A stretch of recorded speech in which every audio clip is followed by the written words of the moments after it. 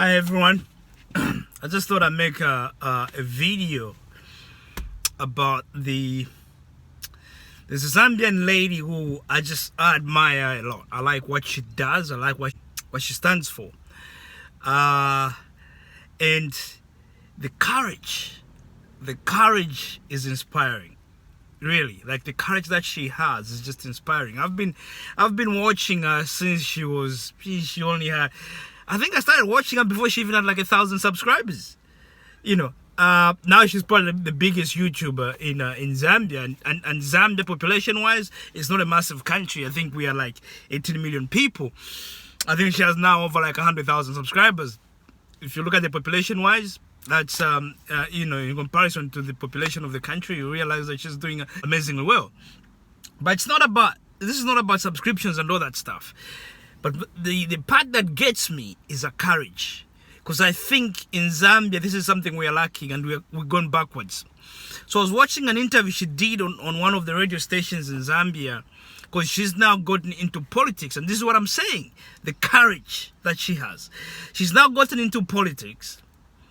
And she's standing up to be an MP for Munali constituency, and that's in Lusaka, in the capital city. And she has a different approach, I see, to a lot of MPs in Zambia, even a lot of MPs in our own party, because she's doing the work. She's going there before she even becomes an MP. She's already doing the work. I've seen this growing up in Zambia, where an MP only shows up when it's like 2 weeks. There'll be like elections, and in in the village, they'll host something like a soccer competition, and the team that wins, maybe they're given whatever 2 million kwacha and the celebrations, and everyone goes and everyone goes and votes for this person. Once it becomes an MP, this guy won't even stop to pick up the people that voted for him when they were sort of hiking for like transport, like on the side of the road. Before, like 2 weeks before election, he will stop his car and pick up everyone and say hi. But when they win, they completely forget. That's not just in Zambia. This happens across the continent in Africa. And that's why we're not going anywhere. Because when people like that are getting to office, they have no love whatsoever. Lily, her actual name is a YouTube channel. It's called Lily Mutamzi TV. But her actual name is actually Lily Mutambo, and she's standing up as an MP under UPND, which is an opposition political party, which I believe should win. I've always said this.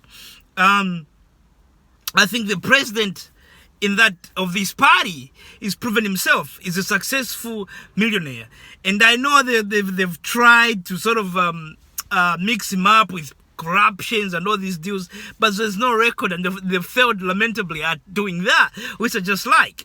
And the guy has proven himself as a millionaire, so when he becomes president, he doesn't have to steal money. He already has money.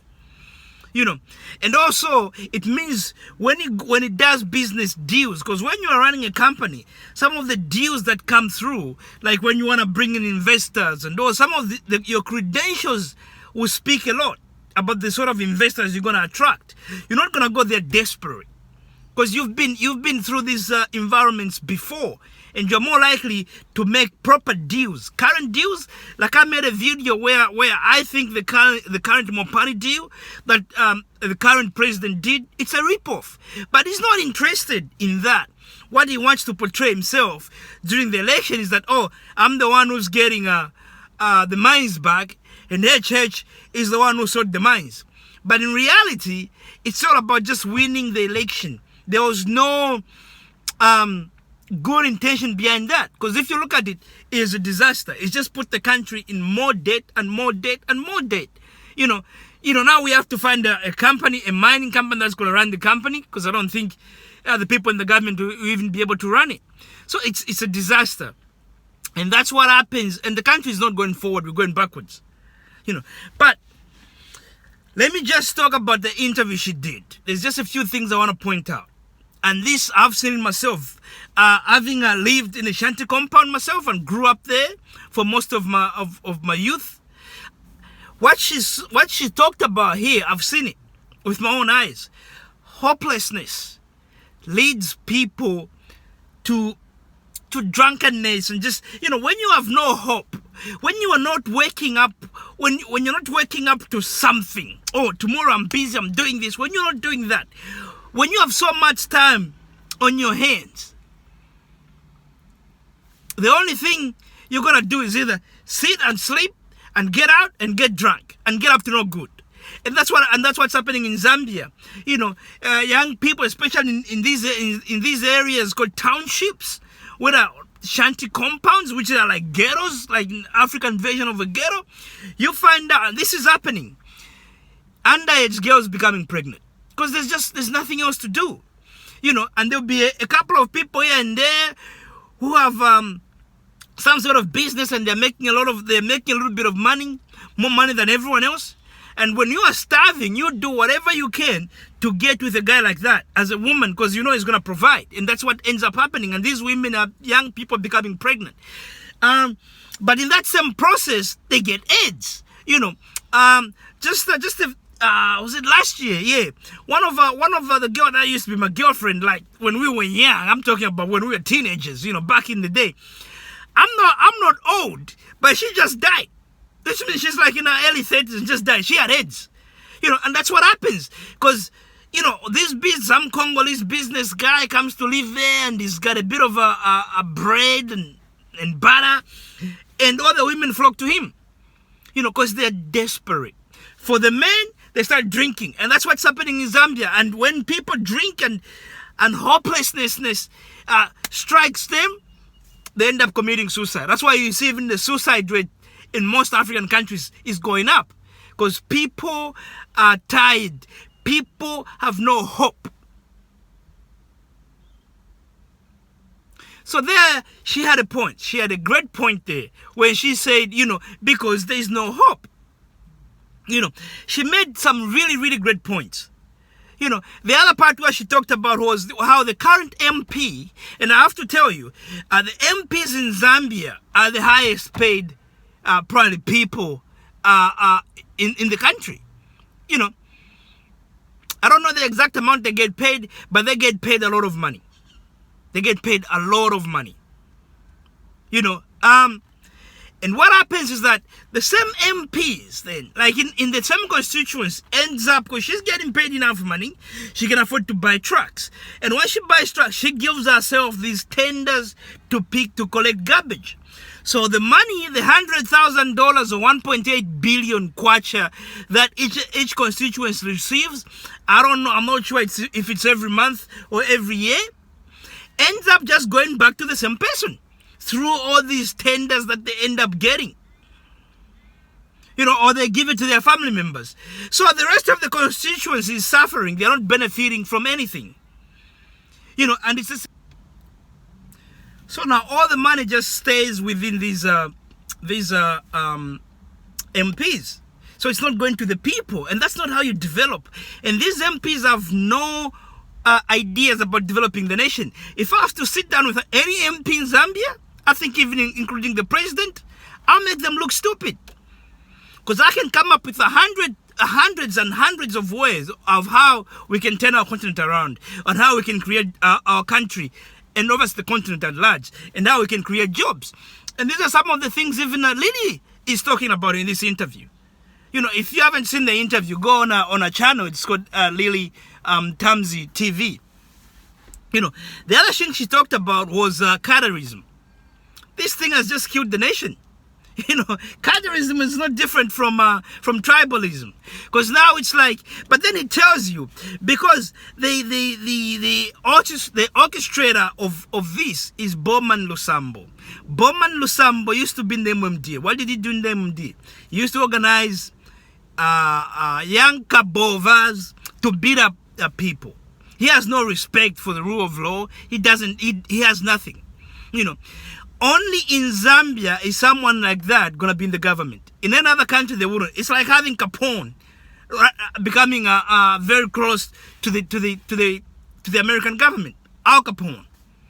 That's the same thing with this guy. He was running these minibuses stations. That's the only thing he knows, is minibuses and taxis. You hear him talk about all this stuff. In my opinion, those minibuses have run their course. You know, there's no country that's developed in this world that has minibuses, you know, running.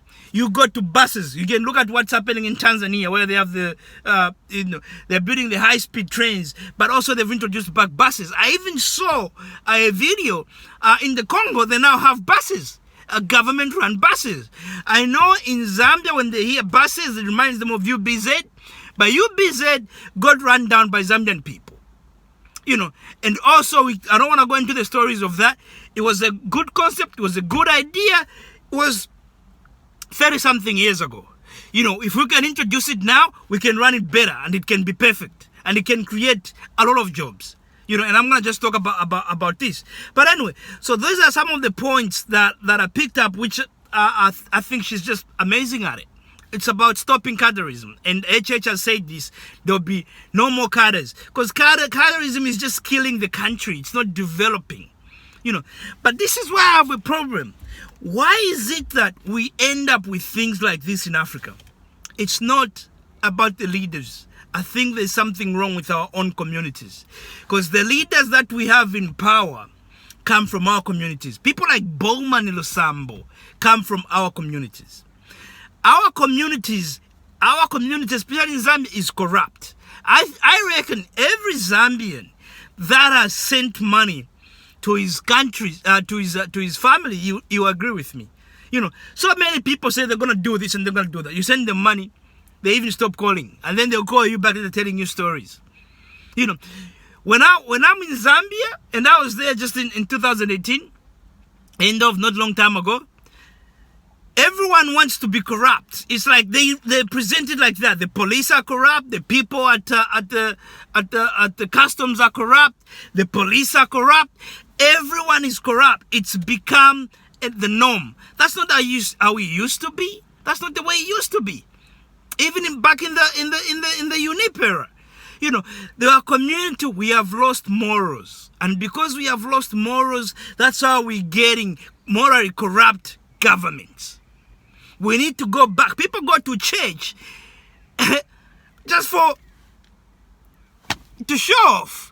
No one is going there to get good morals. No one feels guilty about being corrupt. No one feels guilty about stealing from poor people. No one feels guilty, because that's why it keeps happening. Because all the people that do this on Sundays, they are at church. Okay, so we need to go back as a community. If we want change, if we want to create a government that creates employment, that takes care of the poor, that takes care of the vulnerable, we need to clean our morals. We need to clean up our morals. And then we're going to get that government. I reckon sometimes in Africa, and I know this is going to be harsh, but it's fair to say the people get the government they deserve. Because our priorities are wrong. So even when people go into government, you realize that their priorities are wrong. That's why even Lily said it. You know, they can't buy, in my opinion, we can even manufacture these things, wheelchairs for the disabled people, or to help them out. I saw kids in Kenya are doing it, you know, creating automated limbs where your brainwaves tell the limb to move. You know, so we have such ingenuity in Africa. We can be making most of these things. We don't even have to be asking for like European countries to be sending them to us. We could be manufacturing them in Zambia if our governments and our communities had their priorities right. You know, so much money being wasted. Money being spent on a pharmacy, like millions and millions of dollars that doesn't even exist. You know, ZRA are giving $18 million, and I'm talking about US dollars here, contract to a foreign country to come and maintain the systems they use to collect the revenue. What? And this is a country with 18 million people, with most of them being young people, youths. They have a university, multiple universities, and they cannot come up. Or the government cannot employ young people who can do cybersecurity and maintain the systems that there are, and even design them that ZRA uses to collect revenue? Are you kidding me? That tells you, because if you think that's the way to live, then Zambia won't develop, then Africa won't develop. Because how do you develop? You develop by investing in your people.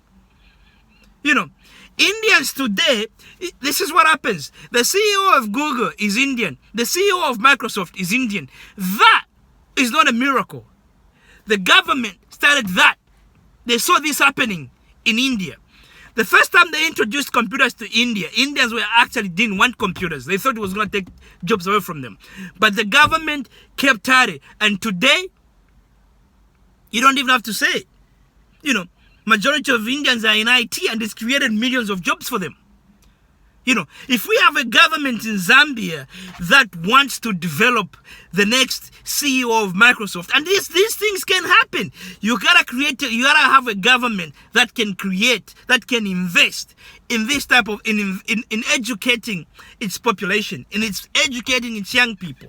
These are some of the things I think even Lily Mutambo talked about. I'm gonna put my 2 cents on that interview.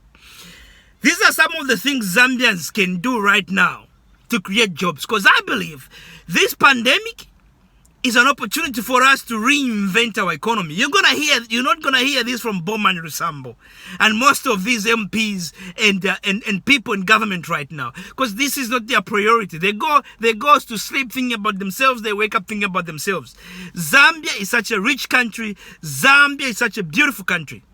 You know, Zambia, we've been peaceful for over 60 years. How can the country still be poor? I saw poverty, man. 2018, I'm driving. I'm going to Kashikishi in Wapula. And I see these massive empty lands of just greenery. And you see little houses here and there. And kids starving. Kids looking like they're about to die because they haven't been able to eat. This is happening in Zambia. The country that has wealth beyond imagination. Copper, and the copper prices right now are through the roof. You know, you name it. Emeralds, gold, you name it. Everything is there. And most importantly, fertile land. And wow, not just that. Also, most importantly, fresh water. It's everywhere. Rivers, fresh river. People don't, you take this in Zambia, just in Africa in general, we take these things for granted. Fresh water. You know how much countries in the Middle East spend to desalinate the water? Because they have no rivers there. They're getting water from the sea. It costs a lot more money to get 1 liter of water than it costs them to get 1 liter of oil. You know, whereas in Africa, in Zambia, we got plenty of water, and yet people are starving. We got soil, and you got plenty of water. How can you starve? How can you starve? You can't answer that question because it doesn't make sense. But I'm just going to talk about a few things that the government or people in the government can do. One, we need to get rid of taxis. They've done their due. They've done their job. Chiluba had to introduce those things because of the condition in which UBZ was. For those who never don't know what UBZ was, this were it was more like United Bus of Zambia. You know, these were Zambian government-owned buses. That's the only thing. You had to wait a lot sometimes, especially during their end days. They had to go. At that time, it couldn't be run. But today, with everything that we know, we can run it. Because there's companies that have been running these buses, independent buses, and they've been in business for such a long time. I can name a few. There's one in Kitwe that has been there for time. Even when I was there, I saw it. It's still running. So we can run buses, but the way we do it this time, let's have 40% owned by the government. That way, we can have students pay less money when they're going to school. So we can organize where we can automate it so that they have a card. Let's say I'm a student, and they can just scan it and they pay less money. We can have, and also disabled people can be able to get on our buses and pay less money. That's why the government has to be in there somewhere. Let's say we give the government 40%, 60% private owned. Which means the people that have minibuses now, they can sell their minibuses or come up with a plan with the government and transfer their investments into the government, into these buses. Why does that? Why is this so important? Because here's one thing we can do. I can make sure if people are just thinking, you can create something where one bus is able to create 30 jobs. How can this be done? This can be done by this, right? We got plenty of land in Zambia. We can start to grow commercially sunflower so that we can have oil. We sell it for cooking, but then some of that can be used as fuel for buses. The only thing you need to do, and I know everyone is going, oh, crazy, oh, that sounds crazy. Actually, people in some countries, they're doing it. Because the only thing you need to know is just a little thing called heat exchanger, because you need to heat up the cooking oil before it starts working. So you have 2 tanks, one cooking oil, one normal diesel. To start the engine, you start with diesel. And at the same time, when the engine starts, it's the heat exchanger starts heating up the oil up to a certain temperature. And then after that, you switch off the diesel. You start using the oil. So the farmers can grow sunflower. Then it can be processed at factories. Or in here, we are creating jobs. And then the buses are using it. Every bus, you say, might have 3 bus drivers. Because maybe some of them might have 3 bus drivers, but most of them will have 2 bus drivers, because they'll run all day. Some of them will run up to even midnight. If you start at 6, you finish at 2. Someone else takes over from that. They finish at 10 or something like that. And someone maybe ends up and do it in some areas like Lusaka, where and depending on the days, they can be running 24 hours. In some areas, in other areas, could just be up to 10 or 11 p.m. or midnight or something like that. Which means you create jobs, 2 drivers, which means 2 conductors. But also, this is on the bus, but that bus has created jobs from farming to factory to engineers, because it has to be serviced. So one bus is capable of creating 30 jobs. 30 jobs. Now imagine if there was 500 buses throughout Zambia, because you need Lusaka itself, the copper belt with all the cities in the copper belt, Kitwe, Ndola, Chingola, and so forth. And you need Solwezi now, which is also now booming as its own city. So easily we could have 500 buses operating, or even more. Now, if you multiply that by 30 jobs, that's a lot of jobs created. And that cannot be run forever. That could just be a 10-year period, and then we'll move on to other things. But if you want to create jobs right now, this could be the way to go. But the technology needed, the heat exchanger, is not like this technology that's fancy and or whatever. It's not. It's something that we could teach up people who are already qualified as diesel mechanics.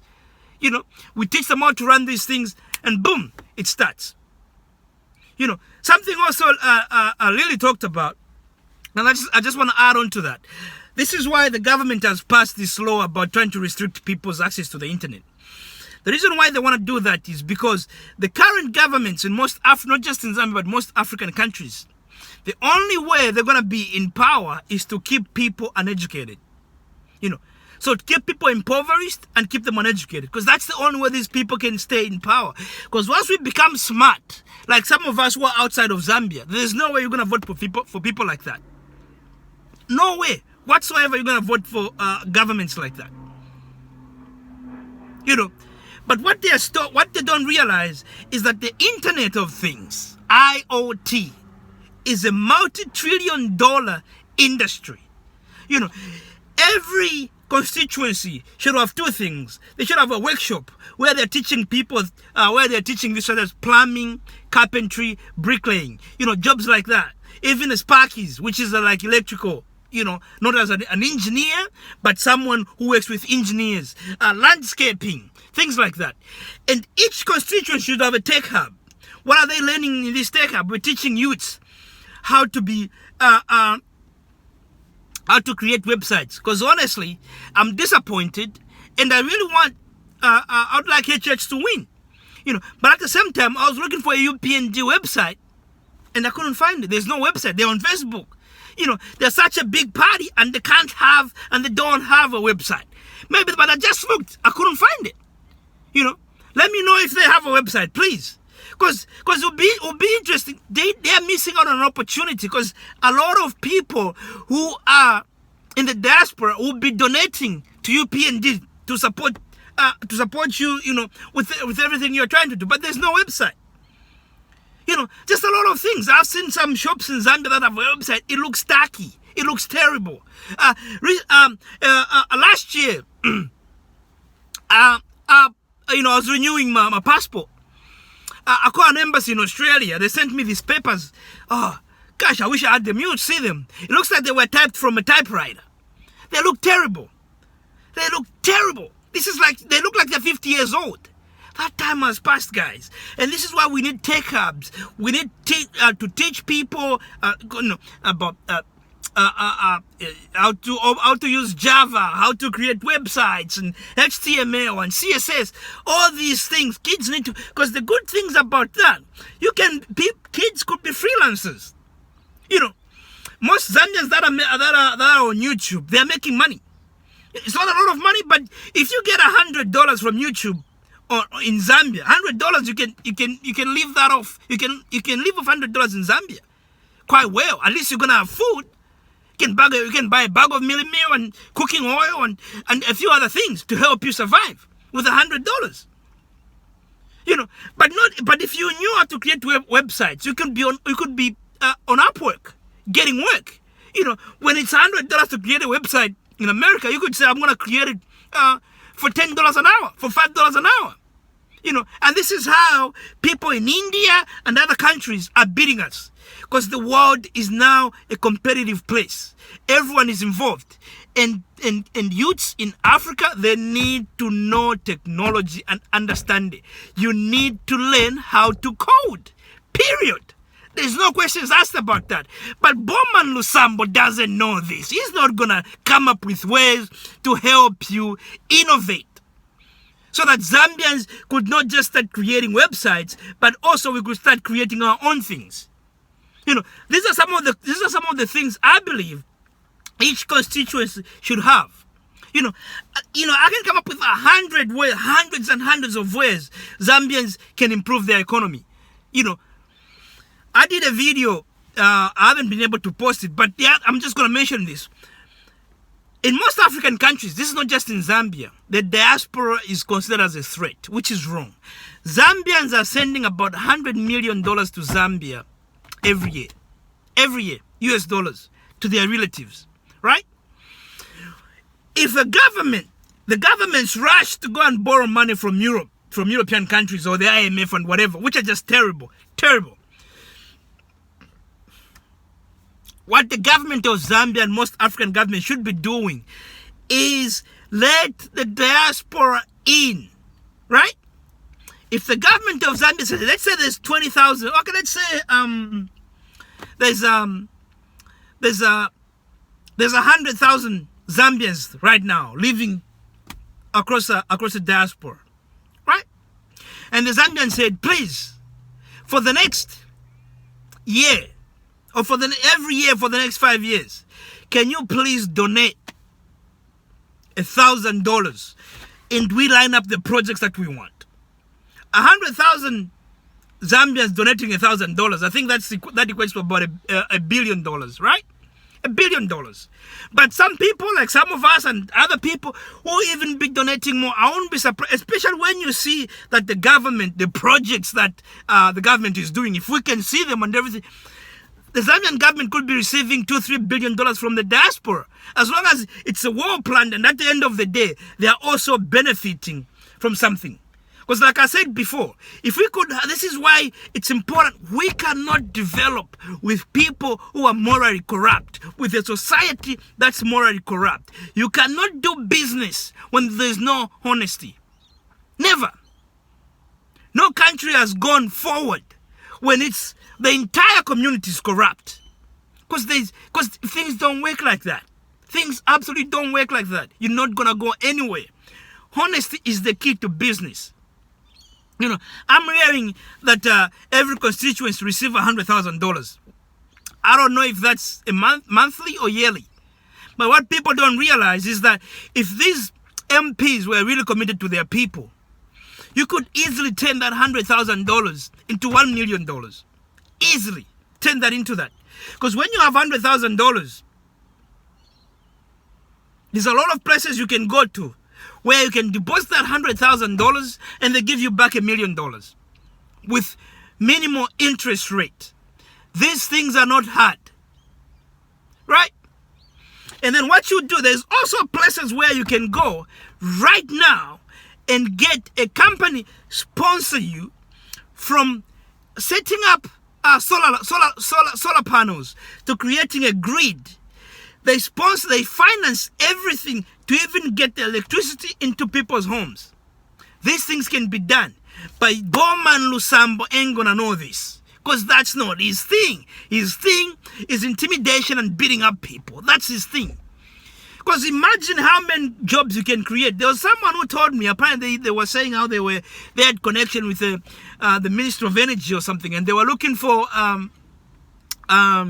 I'm in Australia. This person is in England, and they contacted me. And they said they are looking for how they can companies that can go and build up solar plants, solar grids. And I looked up, I found it. But then when I was like, I found it, let's see how we can help. Nothing happened.